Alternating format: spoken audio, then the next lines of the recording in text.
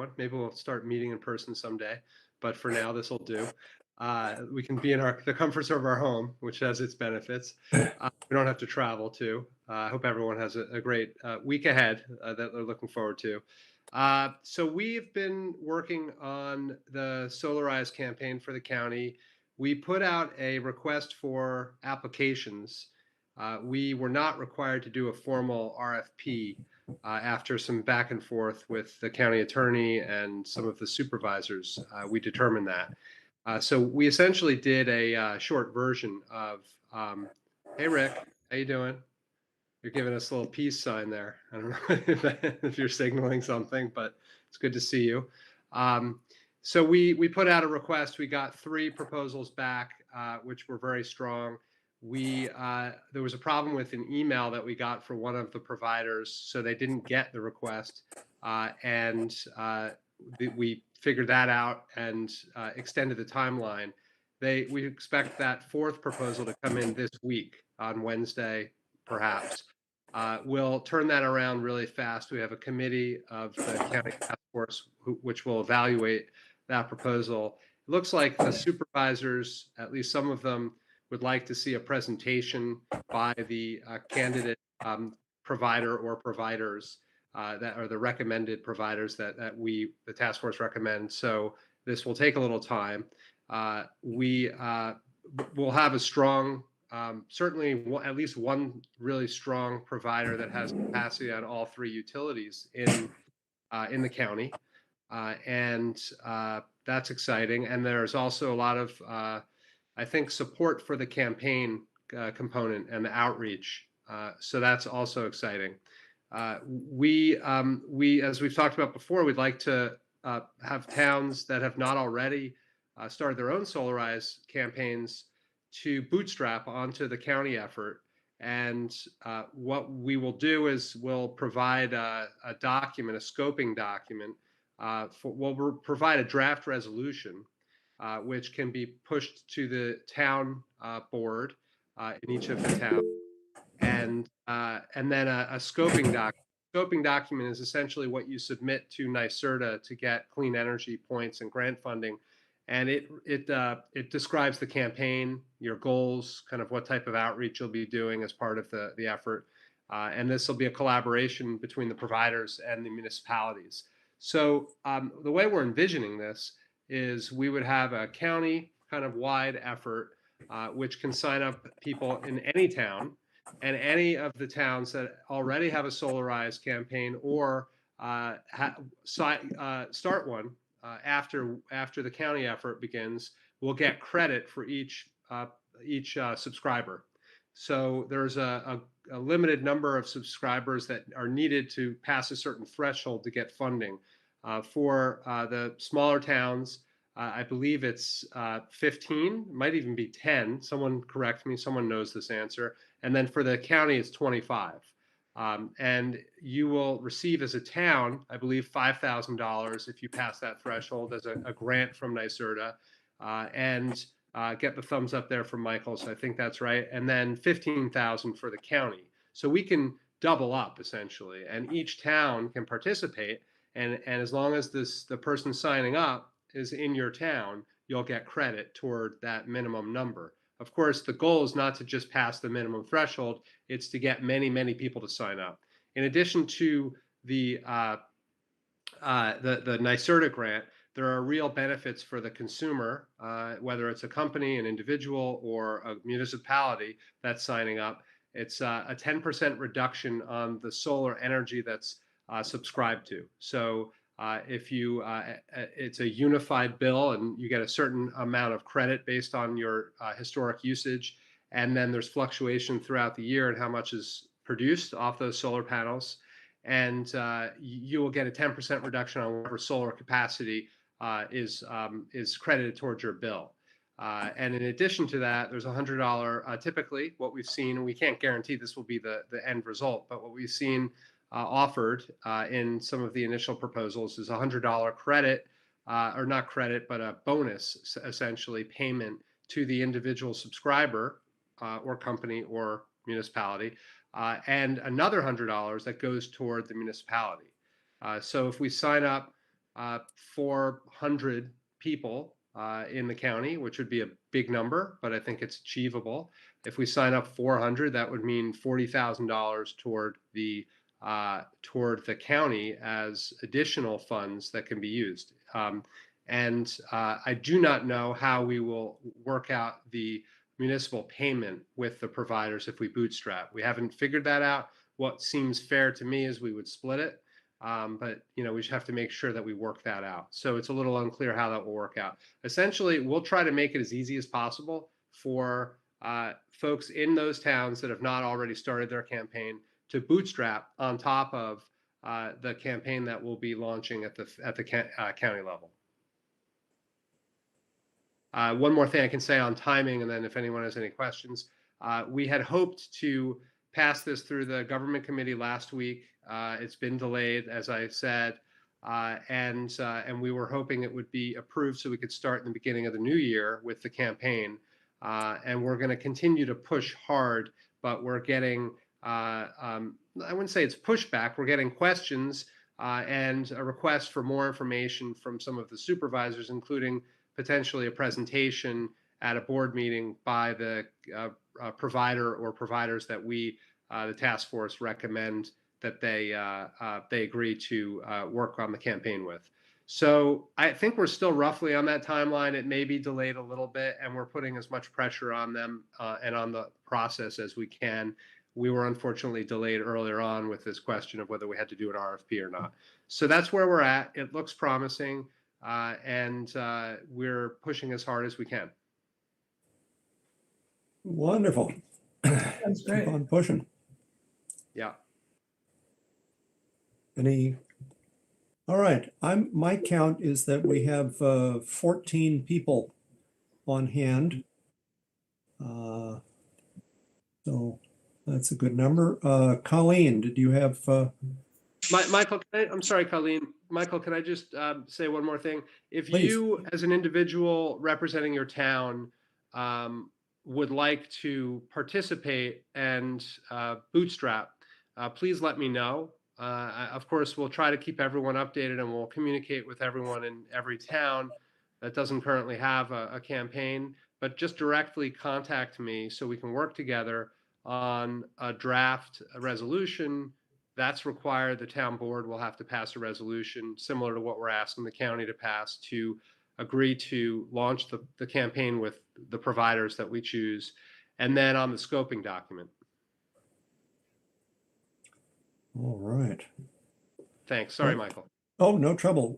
That's good news because I was just meeting with somebody about the Hudson Climate Smart Communities program and looking at my note from 2018 about how it would be good for us to start a solarized, or 2017, start a solarized program. And at the time, it was a different animal and it was going to be too much trouble. But now it's a different game. And if we can all, any of us who are not doing our own programs can get under the wing of the county for this, then that makes it all the easier and simpler for all each of the towns to do what they need to do. So that's great. Colleen, did you have something to say? Yeah, actually I did. It's a little bit related to this, not exactly, but actually, David, I'm really excited. This sounds like a great program, and I think it'll be a great for the county as a whole. I just recently had, and you may have seen this as well, been on a webinar that was discussing what do we do with these solar panels when they reach their end of their functional life, how we recycle them, and how we handle the waste that goes into the waste stream. It was probably about a month ago. There was a really interesting webinar about this, and I still need to dig into it a little bit further, but I know that Niagara County is the only county, I think, in New York State right now that has basically a, not an ordinance, well, sort of an ordinance that, which they define the producer responsibilities at the end of the life of the solar panels, so that at, right when they're being built in the county, at the county level, large scale solar installations, they're actually planning for the decommissioning and trying to manage the wastes. Do you think that's something that maybe in the future that Columbia County should look into doing as well? Yeah, I mean, there's two different issues here, I think, at least two. One is when you build an industrial solar park, there's a lot of material, right? There's concrete potentially, there's steel, there's supports, there's conduit, there's a lot of kind of industrial material that's there, aside from the panels. And a reclamation bond is a typical device used by any municipality or state to require, they put money into a bond typically. They put money aside somehow, and the developers, and that money will sit there. It'll grow for 20 years or 25 years, and then the county or the municipality has the money in a bond in case the company goes under. So there are lots of ways you can structure this. That's just one way, and that's a smart way of doing it if you're establishing and permitting solar park. Makes sense. I hope they do that with Hecate. Haven't been following the details enough, but it would be the obvious thing to do. One of the many things. The other thing is the panels themselves. The panels being recycled requires more of a kind of industry-wide effort you can pass a law, certainly, that requires it, and that will force the recycling and the advance of the recycling technologies and the value chain to recycle these panels. And I hope that happens. An end user responsibility law is great. That should happen for sure. And it is a looming problem with batteries, with solar panels, with a lot of these things. And so that's a different question. In terms of the community solar, these projects aren't being built for Columbia County typically, right? They're not being built for the town of Ghent. They're already out there. They're projects that are being built with the idea that there's demand, and the community solar projects, the community solar programs create additional demand for that capacity. But the capacity is out there. It's being built. It's being commissioned. Kara has her hand up. She's probably someone who's better qualified to answer this, but that's my initial thought on it. Hi. Yeah. Thanks, David. What I was going to say, it's a great question, Colleen. I think most towns, when negotiating with developers, are mapping out an exit strategy for these large projects. And most of the, regardless of whether a developer sells the project to an investment group, there's a lot of money to be made with these projects feeding the grid. So one way or another, somebody is going to own that project through the life cycle of the project, which is up to 35 years. And there's specific organizations where the equipment, the materials from a large project would go to recycle the materials. But when it comes to homeowners that have panels on their roofs, and let's say they've had the panels there 15 years and they decide they need a new roof, and the panels come off the roof, if they don't get them reinstalled, or maybe the panels are starting to look a little worn, or it's a new homeowner, that becomes a real issue, because those panels are in the hands of a resident, somebody who owns their house. And what do they do with them? It's not as clear for the regular homeowner that's, redoing their roof, to what do they do with those panels. And so it's definitely something to be discussed, but I think it's really more of an issue for, what happens to those materials when they come off an individual's home. Yeah, that was kind of what I was getting at, was actually, because I understand how the solar campaign works. We did one in Ankrum. So like understanding that not, these farms aren't being built necessarily in the municipality of which people are subscribing to it, but it's an overall ordinance that, or it could, I guess it could be at the town level, but it could also be at the county level, where, dealing with that material in the waste stream and how we handle that and how we can help private landowner or private, owners of panels, how they're going to deal with it, because they're not necessarily going to have to go in front of a board to put up Right. a panel. They may not. It may just be the building department. So, to get a permit. Or, So, or actually what I've actually seen this where people get a new roof. They've had their panels Mhm. are 17 years old. They're starting to look a little worn. They need a new roof. They take the panels off and they kind of throw their hands in the air. They don't want the panels anymore. They look bad. They're old or whatever. Now you've got a pile of 50 panels outside of somebody's house. What do you think they're going to be for? Do you think they're going to so it's definitely something, when we talk about solid waste. I mean, maybe that's something that solid waste could somehow assist a homeowner with these, piles of panels that they have, because there's a little bit of toxic material. They can be recycled, but they're not going to be recycled around here. It's most of the recycling facilities are in the Midwest. right, Yeah. right. Yeah, it Right. was really fascinating, and I'd be happy to share. Like, I took some notes on it, but I'd be happy to share it with anyone who was interested. I think also Washington State actually has done a tremendous amount of work and developed laws for this, which assist not only the larger corporations, but also like the private landowner, private homeowners. So yeah, thank you so much, guys. That's great. Thank you. I just found the link to Niagara County of this regulation. I'll put it into the chat, a local law establishing solar panel recycling regulations. So folks can take a look at that. Maybe it's something that we want to pursue.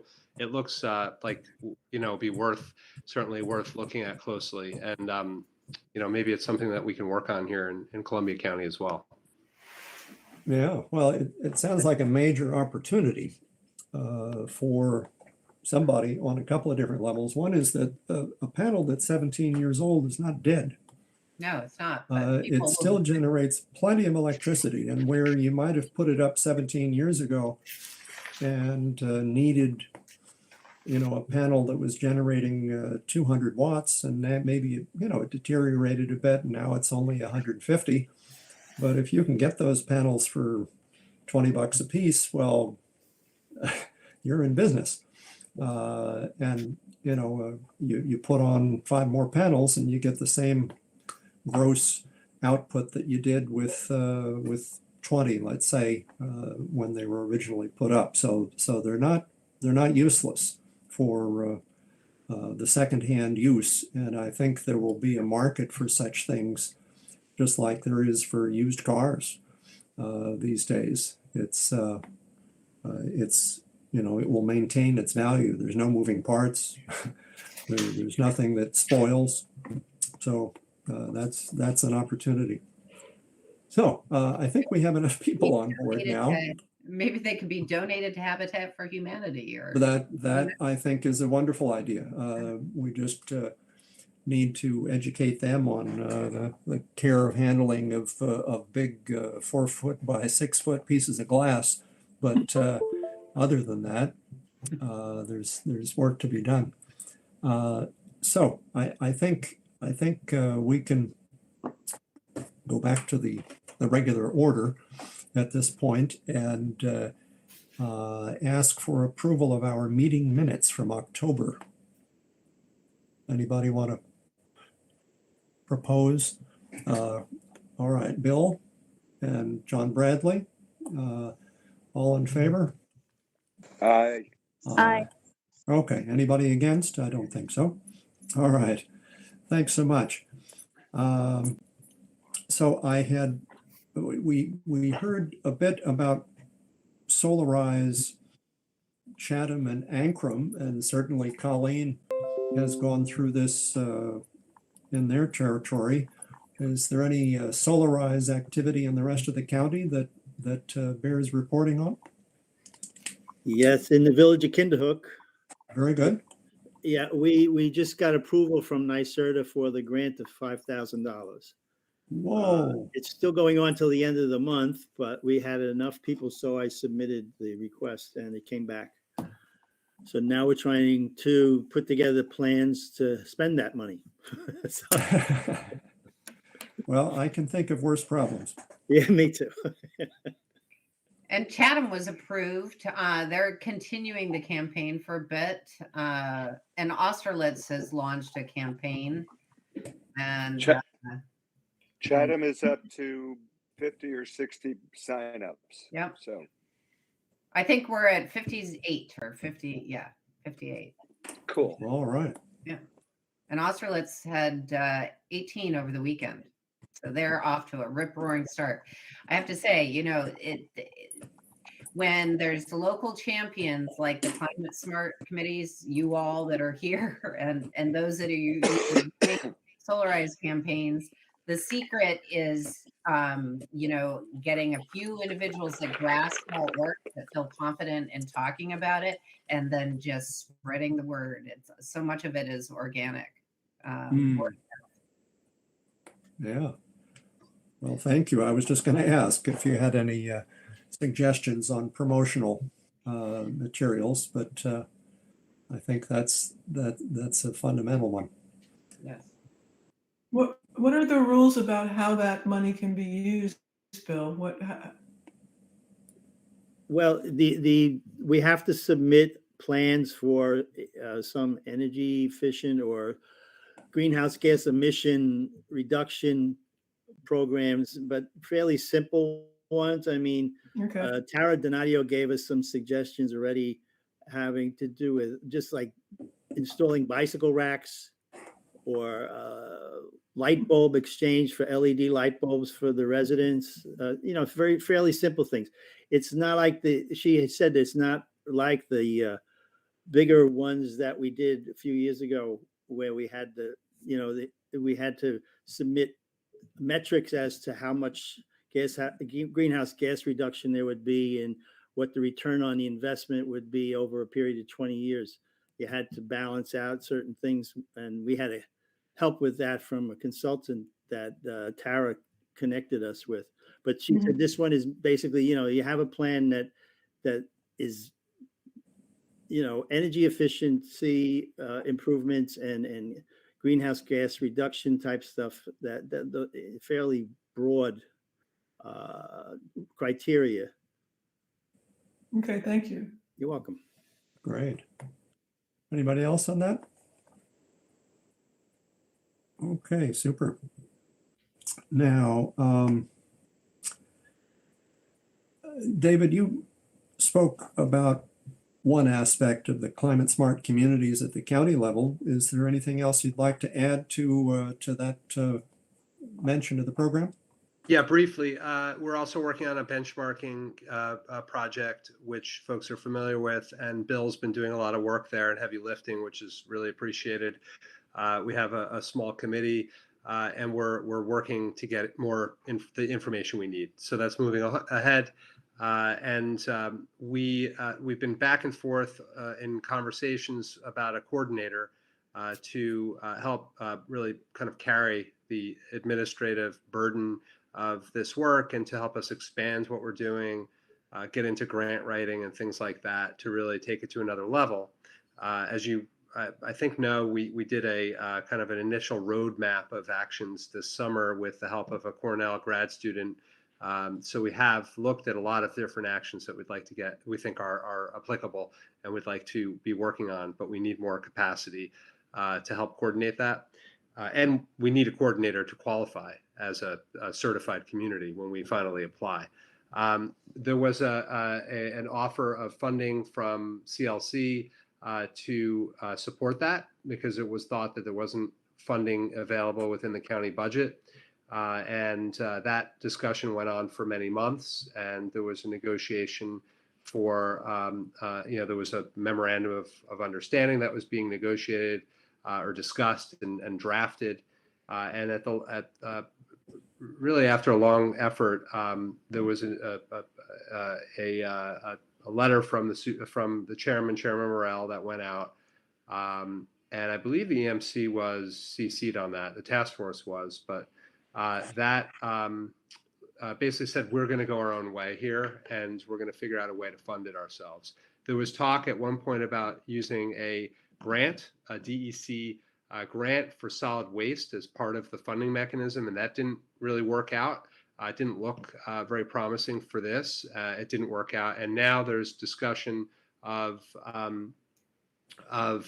looking internally, and there's a commitment by the supervisors to look internally for a current staff person to shift their scope to work partly, half-time perhaps, on the coordinator work. So that's kind of where we're at now, and we're waiting for more information from the supervisors. Part of the challenge here, I believe, is that there's discussions that happen among a handful of supervisors that seem to dictate what happens more broadly. There's not a transparent discussion that happens at the board of supervisors to actually discuss this. I do not believe, actually, I'm pretty confident that the offer, which was $170,000 or so over 2 years for funding a position, was not discussed at the committee level or at the full board level, and we are frustrated that that wasn't even considered broadly by the full board of supervisors, wasn't voted on, and at this point we feel like if we can get a coordinator who is committed at least part-time, and we end up with a person who's committed to this work and personally invested in it, that's better than nothing, and it allows us to move forward, and it alleviates some of the burdens on the task force itself, the administrative work, a bunch of volunteers, and allow us to get more work done. At this point, we just want to get more work done because there's a lot of work to do, and there's a lot of work we can do, and we are dealing with a lot of headwinds in terms of the lack of transparency, in terms of the lack of process, the lack of understanding what the process is. The change in the process that happens without any notice, and that's been kind of tripping us up and slowing us down. But we're not going to we're going to persist, which is what we're doing. And we have a committed group of people like this group here, and many of these folks are on that committee too, or on that task force. We'll carry forward. So we'll continue to update you, and full transparency. That's all I know about what's happening, and that's I continue to pester everyone I can to get more information and to push forward. I do believe we're making progress. It's not the progress I'd like to see. It's not the progress I believe we could have made by now. We had opportunities we passed by, and that's frustrating. But we have to pursue an opportunity to make progress over just getting frustrated over the opportunities missed. So that's kind of where we're at. Thank you, David. Nevertheless, he persisted. All right. John or Kara, anything to say about zero waste? I'll defer to John. I haven't been to a zero waste meeting, so I'm not up to speed. Well, I was going to defer to Kara, but she beat me to it. All right. I think in the last couple of months, people have been really preoccupied. There's, the repair cafes, which really is a remarkable sign of success throughout the county. And a lot of people have been involved in elections. And also, we haven't really been able to bring our little loose group together other than 3 or 4 of us. So hopefully in the new year, we'll be reviving old ideas and have more to report. But it's just all the stuff that went on in the fall was just terrific. And hopefully we'll start getting some reports on planning and other ways that we can be involved in the overall solid waste planning and issues, and bringing things down to the local level. That's the hope. Yeah, good. Okay, thank you. Tara, is there anything to say about the health of the county? Well, I wish we could say we're getting healthier, but No, It's, no, I'm afraid it's not such good news. no, the positivity rate's going up again. We had 52 cases today, I think it was. 5.15%. We've had 3 more folks pass away since we met last time from COVID. We are starting to give booster shots to the 5 to 11-year-old group, so that's been fun. They're very cute. Some of them are very excited about it, and others are But we've been going into the school districts and doing that. I think they went to Chatham Firehouse the other night and did 212 children from Chatham's district, from Ichabod Crane. We've been to New Lebanon, we've been to Germantown, Taconic Hills. So we're making our way around and really we're providing support to the other, avenues where you can get a COVID vaccination at this point. Parents that can't get to a place, they're coming back to the school, which they're pretty appreciative of. So that's working out well. I have been getting some update letters from the state recently electronically on groundwater monitoring. They're just catching up, I think, with their correspondence. A lot of previously identified contamination sites in the county have to sample groundwater monitoring wells that are in place on an annual basis. And I'm starting to see the state send acknowledgements of those groundwatering sample monitoring reports coming in. And the ones that I've seen, Fairview Plaza, where there used to be a dry cleaner, Valatia, there was a dry cleaner. Those groundwater standards are still above what they consider, acceptable, but they are continuing to go down. They're trending downwards. So that's good. And those sources are removed now. They don't dry clean in those locations anymore. I also got a letter from the Allied Health cleanup site in Stuyvesant, and they did find phenol contamination in that well on that site. But they are, proposing treatment on that. It doesn't appear as if anything has migrated from that site that I have seen or heard. So, but I am getting, copies of those updates and things that are going on. So it's good to see the state is kind of getting back into their normal course of oversight of these things, because it was, pretty quiet there for a while, and you had to wonder who was watching these projects. So, the styrofoam ban, I don't know if you saw, Christian sent an email out to everyone. That is going into effect statewide on January 1st. So all food service providers and people who supply styrofoam in the state can no longer supply styrofoam. So we talked about that in council meetings for a long time, trying to, recommend that the county do their own ban, which didn't work out, but the state finally put their foot down on it. So no more packing peanuts. And so I'm trying to devise a way where I can get an email out to all the regulated food service establishments in the county, just to give them the heads up if they haven't already heard it's happening, so that they're aware. So that's a good thing. Yes, And finally. the last meeting we had, Christian had asked the question about the number of deaths from all causes in Columbia County in 2020. I don't know if he's on the call tonight, if you want me to hold on it or wait, or I had some information, but I don't know. Well, you might want to pass it along as Okay. as an email to the rest of us, Yeah. rather than try and remember the numbers. Okay, I can do that. So that was pretty much, I think, all I had to report this time, unless I'm forgetting something, which is entirely possible. Yes, indeed. Yes, Can I They're ask indeed.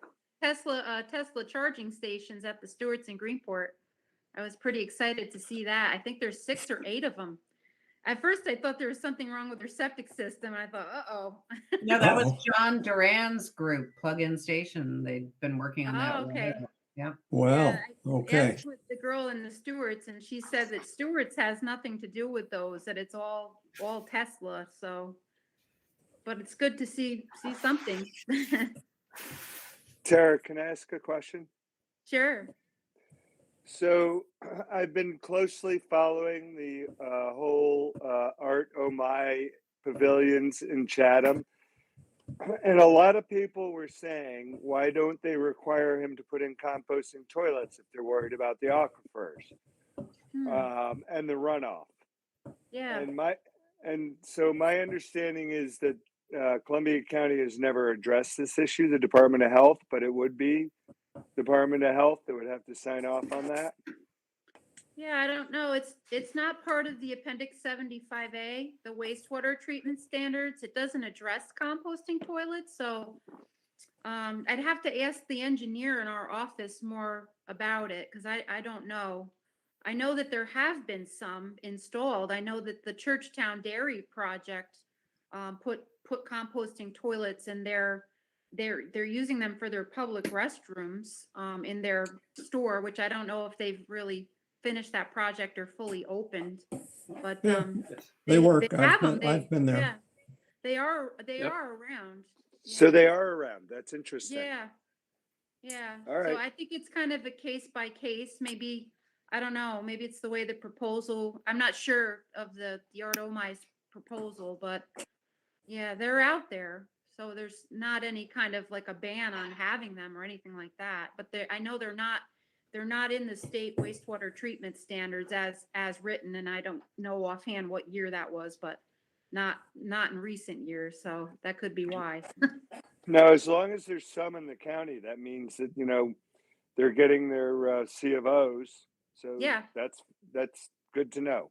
Yeah, yeah. As far as I know, the only question I had with the ones I saw at the Churchtown location was, how do they had these little gnats all around. I didn't know if there was a way that they can keep that, because I was concerned with that being near their kitchen, and how do they keep those bugs out of the kitchen? But I gotta say, I've never seen them indoors. It's always been something outside, so I wasn't quite sure.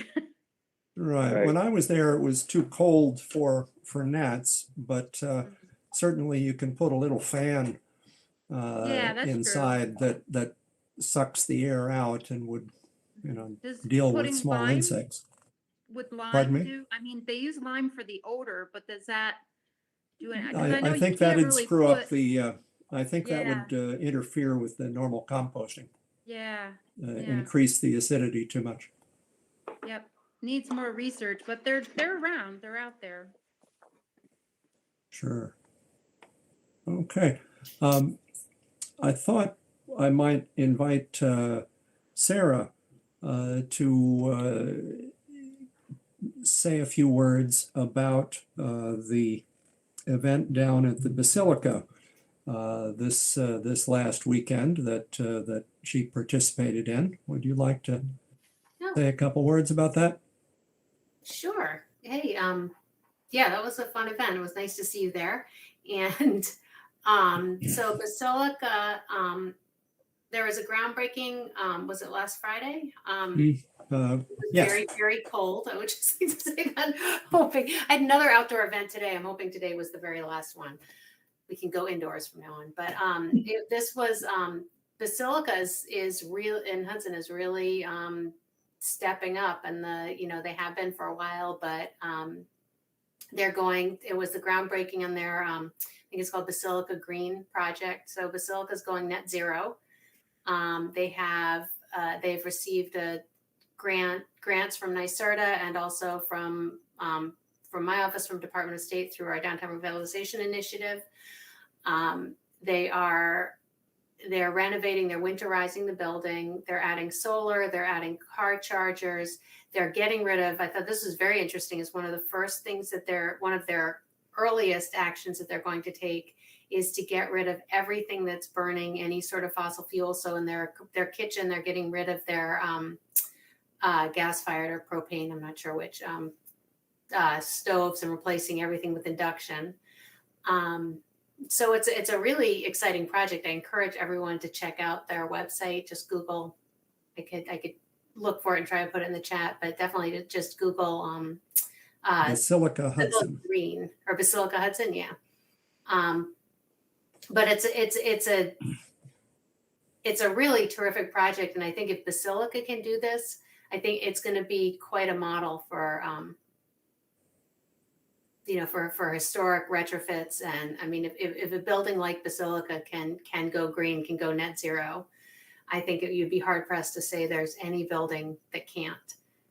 And I mean, this is so incredibly important because the most recent calculations are showing that the buildings are, it was the older calculation said that previously we thought transportation was the #1 contributor to climate change, but the more recent calculations in New York State show that buildings are actually tied with transportation as the biggest contributor to climate change. So efficiency,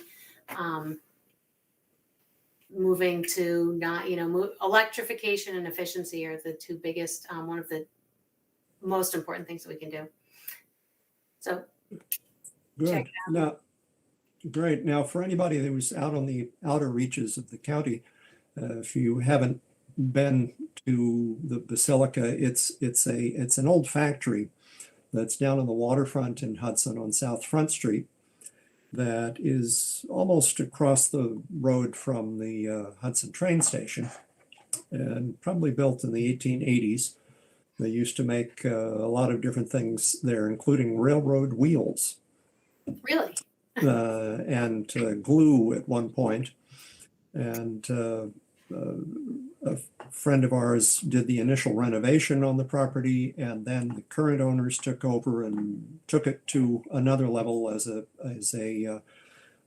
performance space. So they have events of all sort there, but it's a grand interior that the word basilica kind of makes sense for, because it looks like a medieval church with a 4-story high ceiling that's unobstructed. There's no pillars or anything, and totally fireproof, and it's quite the place. So as an example of how to take an industrial building and make it work at a high performance level, this will be a showpiece, I'm sure. really will be. And interested, just notably, I just remembered that they're using a local contracting firm. I think it's Claverick Builders, Mm-hmm. which is nice to know that in our backyard we have contractors who know how to do this work. Right. Now, Sarah, I don't know if in your other work, you might have any thing to share with us, because Sarah's been working with a committee that is part of the implementation phase of the New York State environmental law, that has devolved its responsibility for figuring out how to accomplish our objectives down to a number of committees on which she's a member. Well, no, I mean, that is true. Yeah, I've been on the. We don't need any secrets, but just No. No, I'm thinking of what to share. I mean, I actually, it's a good time to be, if you haven't checked out sort of the work of the Climate Action Council so far, this is a really good time to do so. In the next month, before the end of December, the Climate Action Council will be releasing their draft scoping plan, and the scoping plan will be the result of the recommendations of the panel that Michael mentioned that I chaired, which is the Land Use and Local Government panel, and all of the other sectoral panels. There is transportation, there is power generation, ag and forestry. I'm sure I'm forgetting a bunch, but anyway, all of these sectoral panels have submitted recommendations to the Climate Action Council. Climate Action Council is now doing the work of pulling all of those together into what's a document. The last I looked was about 400 pages, so it's not small, but a document that will include recommendations that, I mean, this will be the draft scoping plan that sort of that includes the recommendations that we're going to start with in a draft to try to get to set the path to get to our climate goals, which are very ambitious in the state. As soon as the council, I believe it's December 20th is their meeting. At that meeting, they will vote to release this draft. as soon as that's made public, I think that's a really good chance. I think it'd be really worthwhile for everyone on this panel, maybe on this council, maybe even as a council, for us to review it and provide feedback. There's going to be a year. It's going to be an entire year of public feedback and sort of and working on, developing the final scoping plan. The one thing that I've learned through this process is that even when the initial calculations, looking at all of the recommendations that came out of all of these panels, which were all very aggressive and ambitious on their own, if all of those were implemented as recommended, we don't meet our goals. And I know that's depressing. So no, we need to be depressing. It's sort of a call to action. And I think it shows how important the work is that we're doing on the EMC. It shows how incredibly important all of this work is. And that's sort of going to be the challenge over the next year, is to take this scoping plan and make it as strong and as ambitious as possible, and find sort of new ways to be able to to accelerate adoption of electric vehicles, to accelerate, find ways to get our buildings as efficient as possible, as quickly as possible. How do we subsidize, subsidize that work, especially in order to be inclusive and reach the folks who need it the most. The challenge, of course, is that anything that we're going to create even greater divides between those who can easily meet these goals, those who easily can adopt, buy electric vehicles, do the work that needs to be done in their buildings, and those who cannot. As we see, gas is getting more expensive, fuel will be getting more expensive. So there's the financial hit, if not the environmental hit. That was kind of rambling. I live this, so it's like, but I do. If you go to climate.ny.gov, you'll find all of the updates, links to zoom into all of the meetings, materials from all of the past meetings, the integration analysis, or the initial feedback of the integration analysis, which is the analysis that NYSERDA and the consultants did to determine what the potential impact of these recommendations is and what we need to do. There's a lot there, and I'm happy to talk to anyone if anyone has anything that they want to, has anything specific or looking for anything. Feel free to reach out to me. All right, thank you. Any questions, John? A couple things. Sarah's report reminded me of when she mentioned how important buildings are. And I don't know if others are aware of it, but the Philmont and its Climate Smart and its trustees adopted the stretch code. I believe they're not only the first place in Columbia County, but one of the very few places in the Hudson Valley. So I just think that people should be aware of that. I know I wanted to raise it in our Climate Smart in Claverick, but it's just a non-starter. They don't have the bandwidth to think about another thing. But what that says to me, though, is that there's aspects of the draft scoping plan that these things are too big for individual towns for the most part. And so are there some of those that we can form some committees in the EMC or with the Climate Smart, with the county-wide Climate Smart, and actually come up with some suggestions or recommendations for whether it's the county government or the Climate Smarts. And anyway, so that was one thing. And then there was another question I just wanted to raise that's along similar lines. The young farmers sent out a thing, something to a lot of people. Maybe some of you got it, and mentioning that they were that the farm bill is coming up for renewal, and I guess a year or two, and agriculture is right up there with transportation and buildings in terms of greenhouse gases.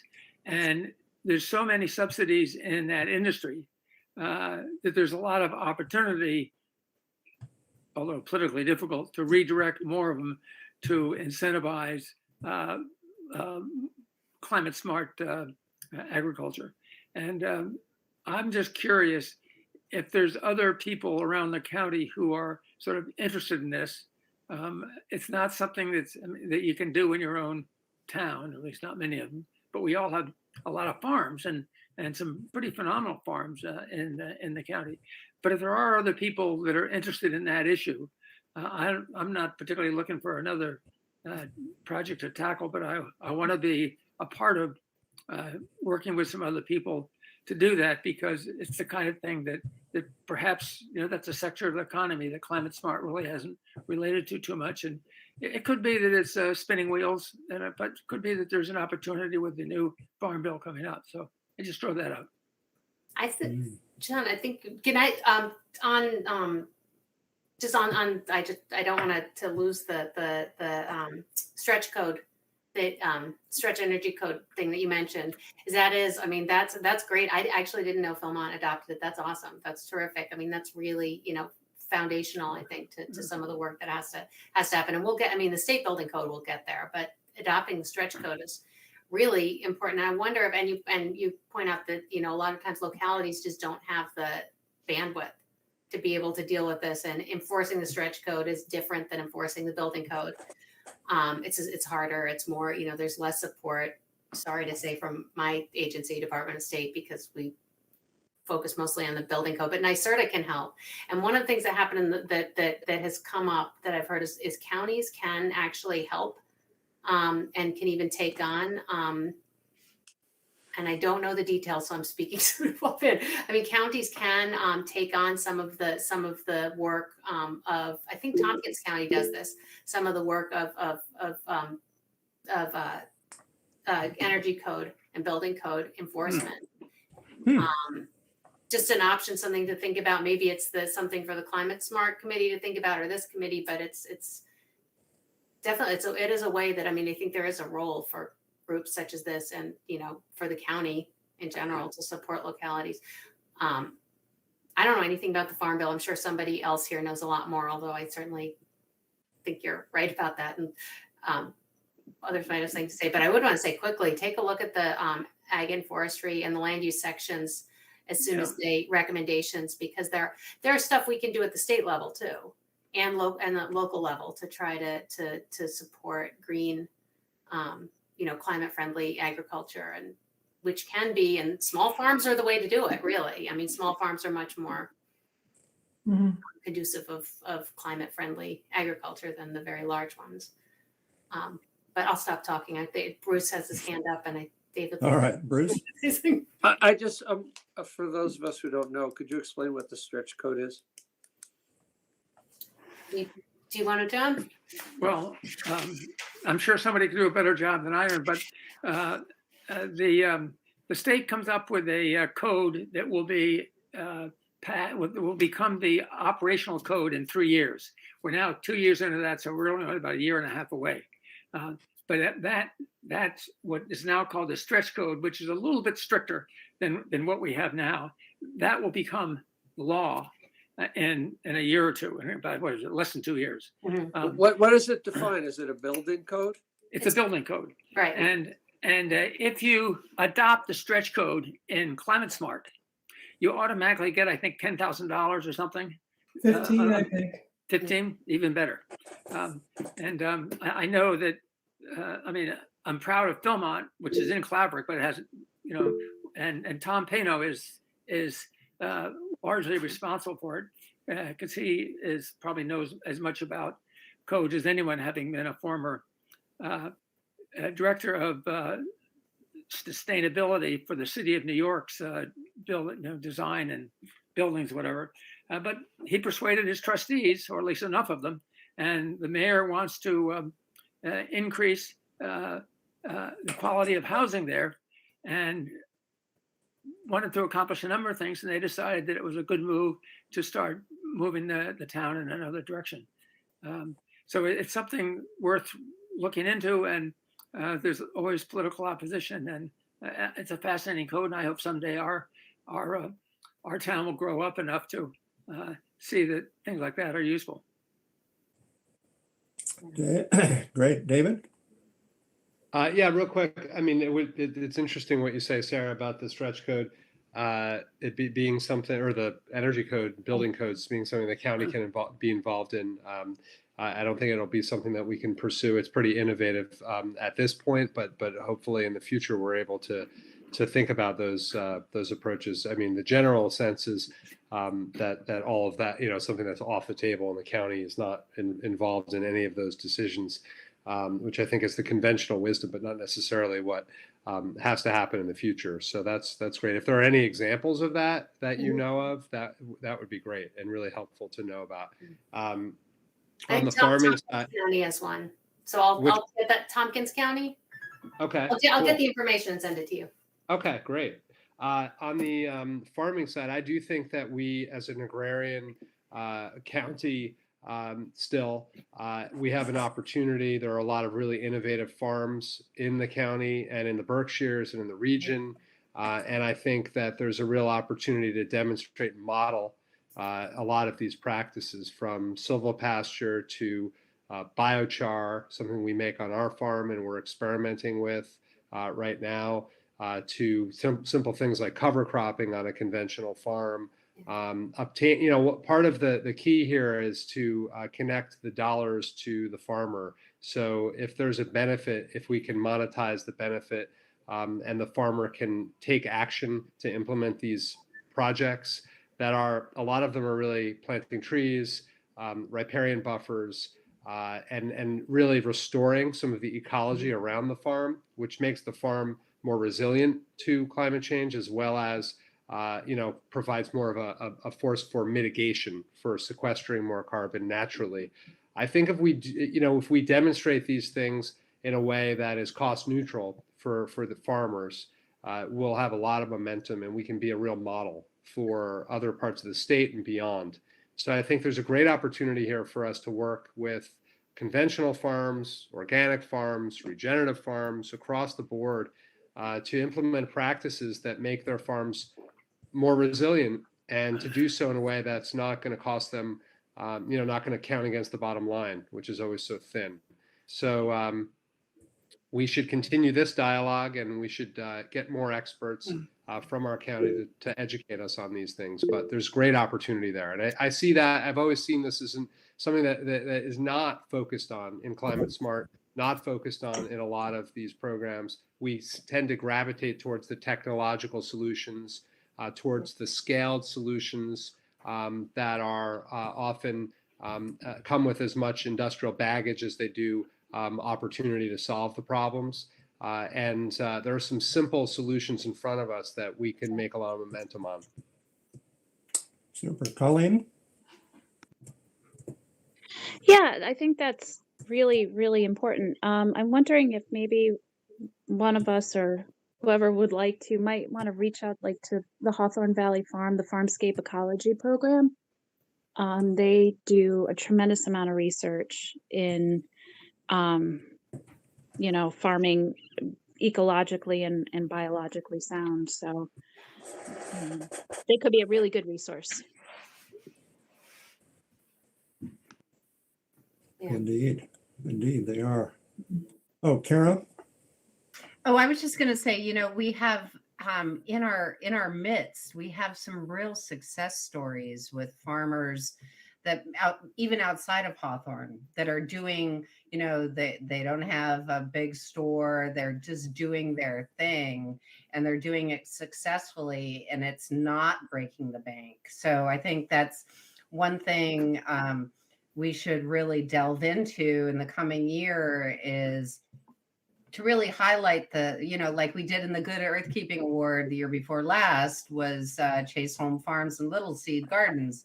They're both success stories, and they're proving that it can be done, kind of like Basilica is on their way to proving that it can be done. And the more we highlight and bring those people into the forefront, to tell their success stories. I think then this stuff, some societal change, some thinking can change, and regular old farmers can, maybe they're not aspiring to be a Hawthorne. Maybe they just want to pay their bills and they want to do it sustainably. Yeah, I love indeed. that idea, Kara. And I think that's something we could do, maybe join forces with the task force and do a report, highlight some of it would obviously be quite a bit of work, but it'd be really great to see if we can do something like that, highlight the best practices of farmers, climate-friendly farming throughout the county and maybe the region. Mark, I'm going to get his name wrong. From New Lebanon. Bruce, help me out. Mark brought some students from Cornell that went when they were doing their, what was the study? I don't think it was a greenhouse gas, but it was no, it was a resiliency. The resiliency study. Yeah. But these students went out into the field in New Lebanon and spoke with regular farmers and asked them questions that didn't put them on the defensive, but was really, these folks were volunteering information that they acknowledged that there is some climate change impacts around them, and it's pretty stark. So something to be learned from what New Lebanon did there. I think I passed around the study when we got it. When it was back in before the summer in June or so. Yeah, it was a great effort. Yeah. But I just want to say I completely have dropped the ball on the outreach effort that I was saying would be so important. Apparently, I just don't have the bandwidth to. It's a lot of work, but I do think that ties into what you were talking about, Kara, about getting the word out and sharing these stories. And David, the best practices and what's happening both outside the county and inside the county, to hold up our best practices as models throughout the state and elsewhere, but also because people learn best from their friends. At the end of the day, it's not, it goes beyond regenerative farming and cover crops. It goes to how are we going to feed the people, right? Yeah. So with climate change, how are people going to be fed? And we're going to need our farmers to we need to bring them into the fold, however gently or however we do it. But food is what keeps us humans alive. Yeah. No doubt.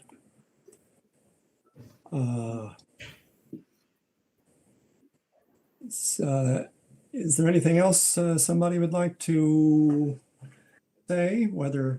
Rick, you had your hand up a while ago. Was there anything still on your agenda there?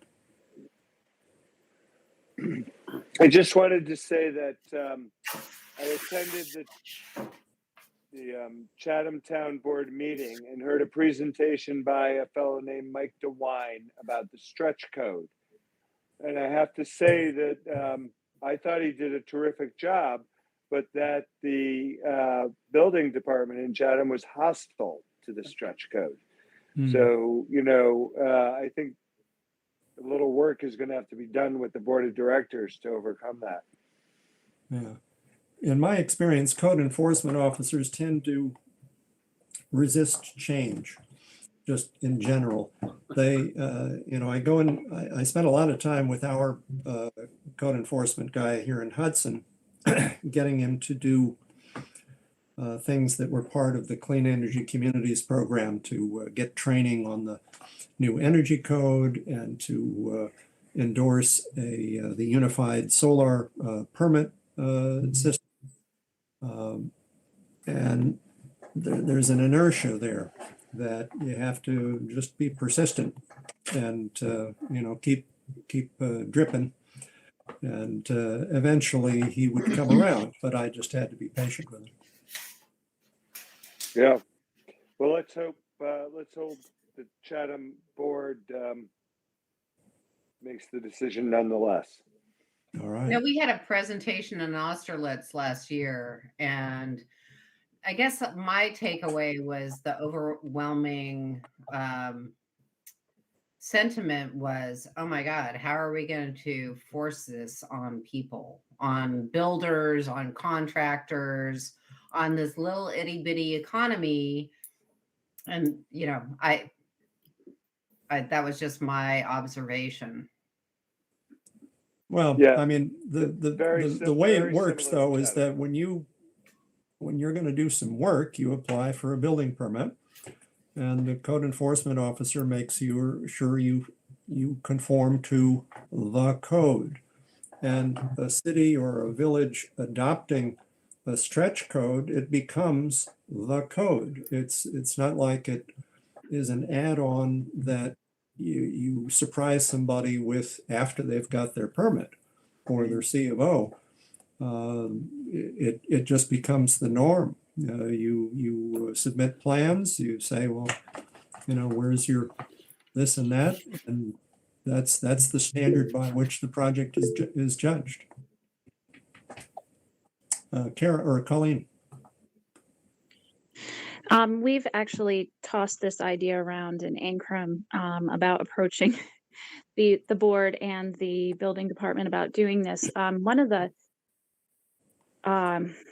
hesitations that we have is that we just feel that the building department is going to be resistant because they just don't have the resources to do this.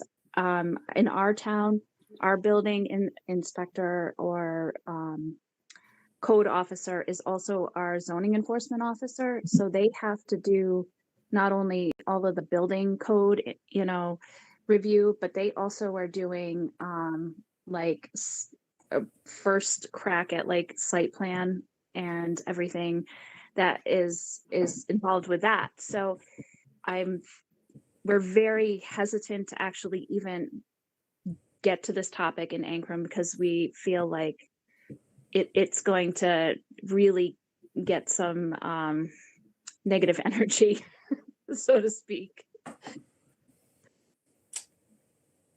David? Yeah. Does anyone know if there's funding available or any program available for training? Because I do think that that's the biggest issue is, you know, stretch is maybe it's what's everyone's going to have to do in 5 years.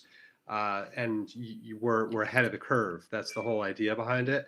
Right. It's not to say this is something completely separate from what they'll have to deal with in the future. So I think the biggest impediment is really helping people understand and not be afraid of what the unknown.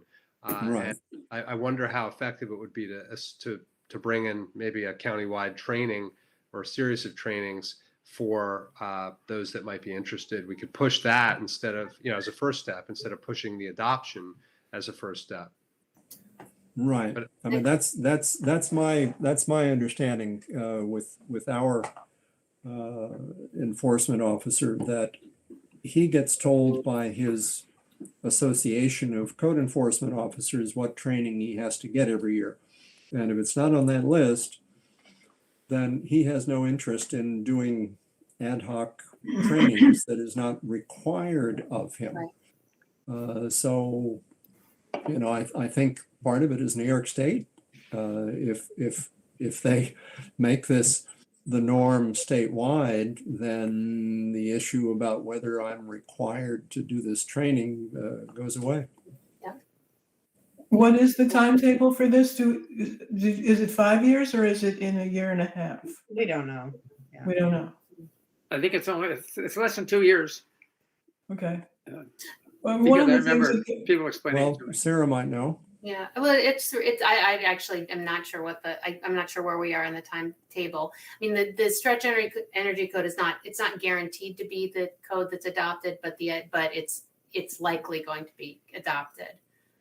There's a whole process. There's a board. There's a board, codes board that oversees all of this. So it's a pretty in-depth and bureaucratic process to get to the next I noticed the next code. But I mean, I think NYSERDA, I believe, does have training, but as you point out, Michael, it's not the required training, and it is something that I think will get worked out over the next, couple of years. Not only will this the building code, the energy codes become more, probably beyond what the stretch code is now even, but, what I hope the idea is that the stretch code will keep pushing and it would be really, I have to share the same frustration. I think even internally in the state, we have the same frustrations that you all do in terms of what we can and can't require, but it would be, I think it'll become required, but right now it's just not. But if we can, I mean, there is training that's available. So if there's some way to induce them, when I worked in municipal government, I found free pizza got people to providing pizza, Bake some cookies. got everyone to show up. But I don't know. There we go. Kara? Maybe what there could be a role for the EMC in not necessarily getting into the training for zoning and building personnel staff, but to understand the economic benefits behind this, because there has to be champions in our communities to push this forward.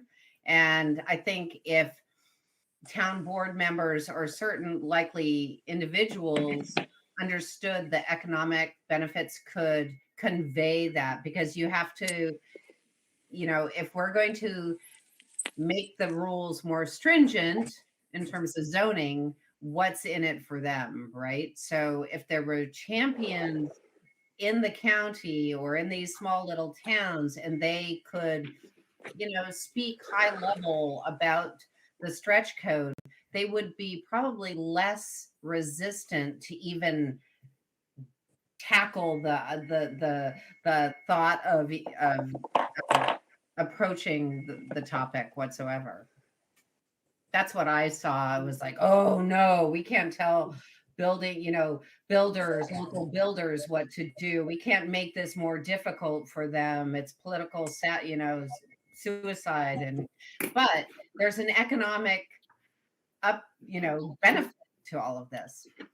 And I think sometimes you have to spell that out. Is the benefit beyond what we're talking about in terms of climate smart community ratings that you're thinking of, Kara? No, I'm talking about the stretch code and more stringent rules around zoning and energy efficiency and building projects and so on. So there's a benefit to that. The reason that it reduces energy consumption, it reduces emissions, that all amounts to a dollar number, and sometimes that has to be spelled out, like it or not, right? Right. Okay.